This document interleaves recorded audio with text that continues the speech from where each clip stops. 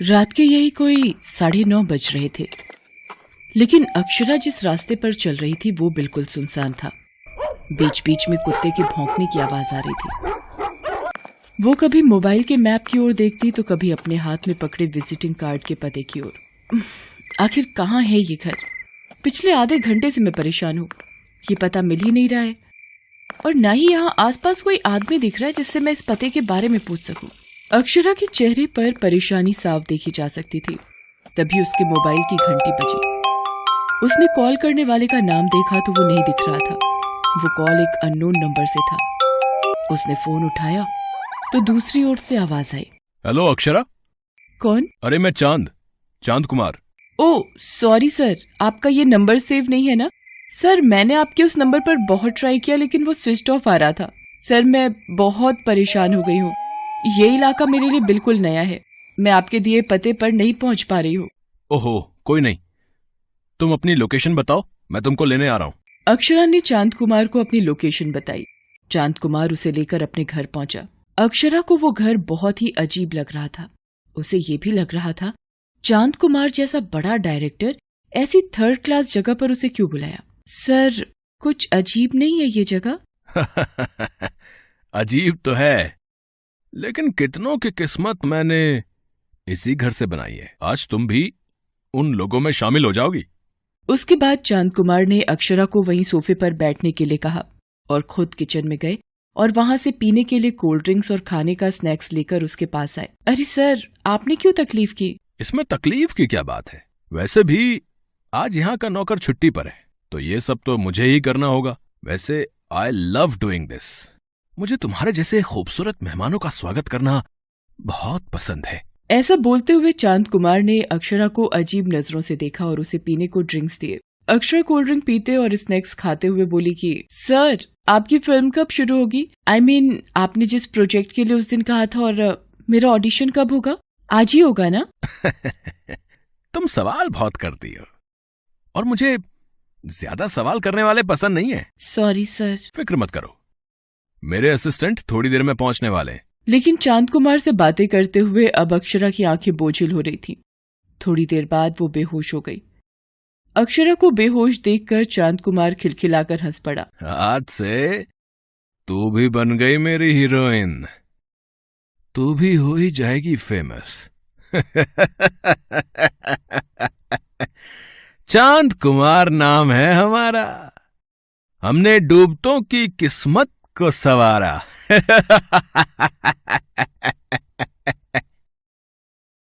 चांद कुमार एक बार फिर से अपने मंसूबे में कामयाब हो गया था। कुछ दिनों पहले की बात है। चिलचिलाती गर्मियों के दिन थे। ऐसा लगता था कि सूरज सब कुछ जला देगा। इतनी तेज गर्मी के कारण सड़क पर लोग भी कम ही दिखाई देते। शरीर को झुलसा देने वाली उस तेज गर्मी में भी अक्षरा पैदल ही तेज कदमों से चली जा रही थी। वो बार बार अपनी घड़ी की ओर देख रही थी और मन ही मन खुद से बातें कर रही थी। मैं तो बहुत लेट हो गई हूँ। 10 बजे का ही समय था और 12:30 बजने को आए। कहीं ऑडिशन खत्म ना हो गया हो। अक्षरा भोपाल की है। पिछले 10 महीने से वो मुंबई में रहकर एक्ट्रेस बनने के लिए स्ट्रगल कर रही है। एक स्टूडियो से दूसरे स्टूडियो, एक जगह से दूसरी जगह जाकर वो थक चुकी है, लेकिन उसका हौसला और हिम्मत नहीं थका है। तभी तो कई सारे रिजेक्शन के बावजूद भी उसे उम्मीद है कि उसकी किस्मत का सितारा एक दिन मुंबई शहर में जरूर चमकेगा। यही सब सोचते वो विराटन स्टूडियो पहुंची, जहां पर नई फिल्म के लिए ऑडिशन चल रहे थे। ओह माय गॉड, इतनी भीड़! मुझे तो लग रहा था कि मैं लेट हो गई हूँ, लेकिन भीड़ देखकर लगता है कि शाम के पहले मेरी बारी नहीं आएगी। कोई नहीं, शाम को आए चाहे रात को, ऑडिशन तो देना ही है। अक्षरा दिखने में बहुत सुंदर है, एक्टिंग भी अच्छी करती है। उसके पिता नहीं चाहते थे कि वो फिल्म लाइन में जाए, लेकिन उसने तो जिद ही पकड़ ली। कुछ महीने पहले की बात है। अरे बेटा, तुम समझती क्यों नहीं?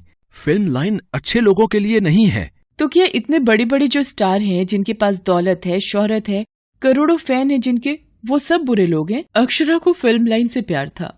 उसे हीरोइन बनकर अपने पिता और अपने शहर का नाम रोशन करना था। पिता के लाख समझाने के बाद भी वो अपने पिता को बिना बताए मुंबई के लिए निकल गई। मुंबई में उसकी दोस्त अंजलि रहती थी। वो उसी के साथ रहने लगी। अंजलि एक मल्टीनेशनल कंपनी में मैनेजर थी। पुराने पलों को याद करते हुए अक्षरा अपनी बारी आने का इंतजार करने लगी। शाम को 6 बजे उसके ऑडिशन की बारी आई। डायलॉग तो उसे पहले ही मिल गया था। इतनी देर में वो उसे याद भी कर चुकी थी। अंदर स्टूडियो में डायरेक्टर चांद कुमार अपने 2 असिस्टेंट के साथ ऑडिशन ले रहे थे। वो अंदर गई। अक्षरा, तैयार हो तुम? जी सर। डायलॉग याद है ना? जी। ठीक है, roll, camera, start, sound, action. Akshara ने ऑडिशन दे दिया। वो थोड़ा बोल्ड सीन था। अक्षरा उसे करते हुए थोड़ी घबराई सी थी, लेकिन डायरेक्टर के हाव भाव से वो समझ गई कि वो खुश नहीं है। क्या है ये? क्या है? आखिर तुम यंगस्टर्स को हो क्या गया है? ऐसे परफॉर्म करोगी तो कभी सक्सेसफुल नहीं बन पाओगी। सॉरी सर, एक बार फिर से दूं ऑडिशन? सर के पास इतना टाइम नहीं है, चलो जाओ, दूसरों को भी तो चांस मिलना चाहिए। अक्षरा ये मौका खोना नहीं चाहती थी। उसने फिर से चांद कुमार से रिक्वेस्ट किया। उसके बार बार के रिक्वेस्ट से चांद कुमार पिघल गया। वो उसके पास आया और बोला, देखो अक्षरा, तुम बहुत ही सुंदर हो देखने में, डायलॉग डिलीवरी भी ठीक है, लेकिन इमोशन नहीं आ रहे हैं।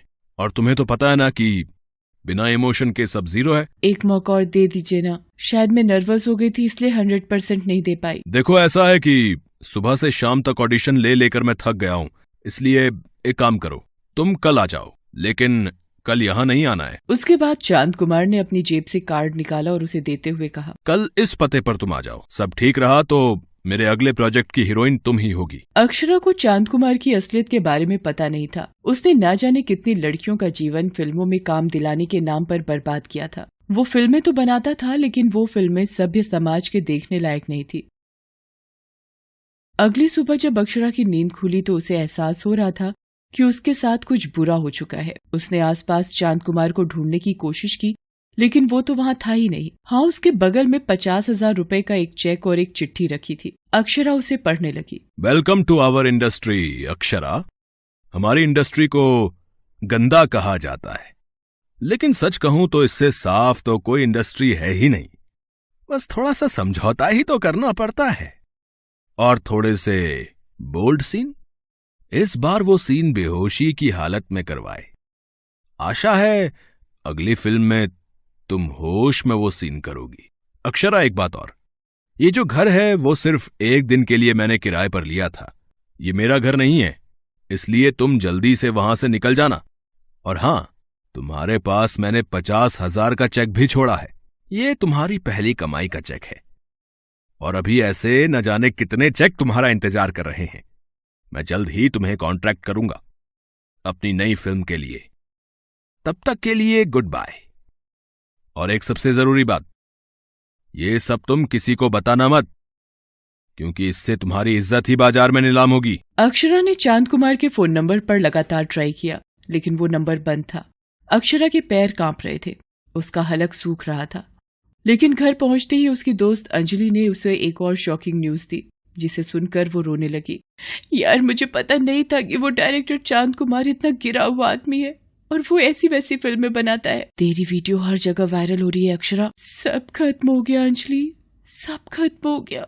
मेरे सारे सपने, मेरी मेहनत, मेरी तपस्या, सब उस चांद कुमार ने बर्बाद कर दिए। लेकिन मैं उसे छोड़ूंगी नहीं। पागल है क्या? क्या करेगी उसका? चांद कुमार बड़ा नाम है, उसकी बड़ी पहचान है हर जगह। तुम उसका कुछ नहीं बिगाड़ पाओगी। नहीं अक्षरा, कानून के आगे कोई बड़ा या छोटा नहीं होता। और वैसे भी अगर आज मैं चुप बैठ गई तो कल कोई और अक्षरा उसकी शिकार होगी, जो मैं नहीं होने दूंगी। अक्षरा अंजलि को लेकर पुलिस थाने गई। उसने इंस्पेक्टर राघवन को सारी बातें बताई। राघवन बहुत ही ईमानदार पुलिस अफसर था। उसने अपने सीनियर से ये बात बताई और उनसे परमिशन लेकर उसकी गिरफ्तारी का वारंट निकलवा दिया। थोड़ी देर बाद तो ये खबर पूरे शहर में फैल गई कि चांद कुमार एक बदमाश और अय्याश किस्म का डायरेक्टर है, जो लड़कियों के सम्मान का सौदा करता है। इस लड़की ने तो सारा गुड़ गोबर कर दिया। मुझे नहीं पता था कि ये इस तरह जाकर सब बक देगी। बरसों से मैंने जो इज्जत कमाई थी, इसने नीलाम कर दिया। मुझे जल्द से जल्द ये देश छोड़कर बाहर जाना पड़ेगा।